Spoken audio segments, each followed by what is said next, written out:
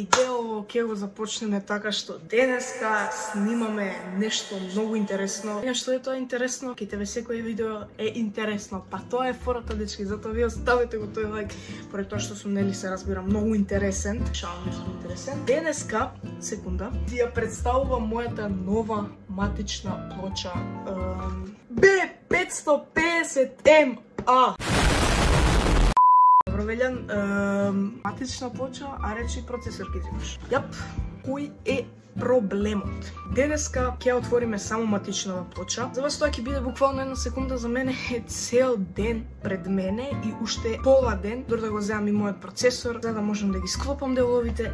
Сега, Велјан, што ќе склопуваш? Купуваме Ryzen 5, значи денеска е вака, овде го гледате, но за неколку минути од видеото ќе гледате вистински во рака. Ryzen 5 5600X. Така да денеска само ќе отклопиме матичнава плоча, ќе видиме како изгледа, ќе ги споредам со матичнава моја стара, ќе го извадиме компјутерот, ќе расчистиме сетапот и може да гледате интересно видео. Така да идам ја да расчистам тука и се гледаме во следната сцена. Луѓе, тука зборам стварно многу непотребни ствари, така да се гледаме во следната сцена кога го склопувам компјутерот со мојот другар. И добро, луѓе, првата работа што ја направивме тука со другар ми беше го отклопивме компјутерот, односно извадивме све од него, отклопивме матичната плоча, извадивме секој можен дел од компјутерот и сега тука јас работам на напојувањето. Требаше да ги извадам сите делови, односно сите стеги да ги откачам и напојувањето да го извадам, тоа го гледате во истиот момент.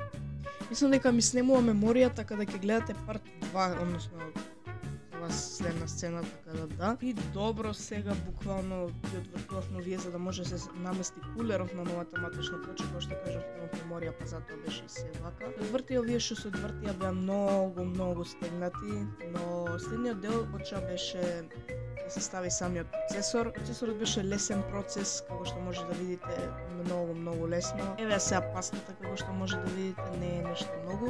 Имавме вака за размачкување што е многу добро и многу убаво поставено.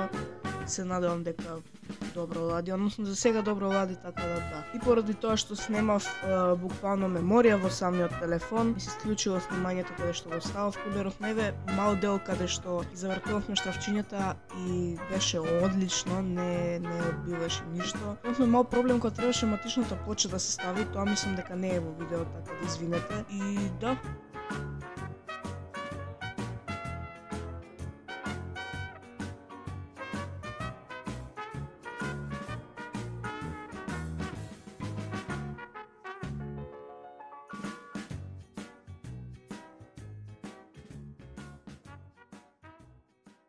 Ови што го гледавте ова видео, знам дека беше кратко и знам дека траеше 3 минути 4, па затоа беше едно по друго со ново видео што го видовте. Офајде на него да го влекувам да чекам една недела за видео. Има видео за повторно неколку дена, ова беше измеѓу нешто меѓу тие две. Давам секоја недела по 1 до 2 видеа, така да премнете се на мојот канал, лајкнете го ова видео, лајкнете ги другите видеа и ние се гледаме во наредно видео.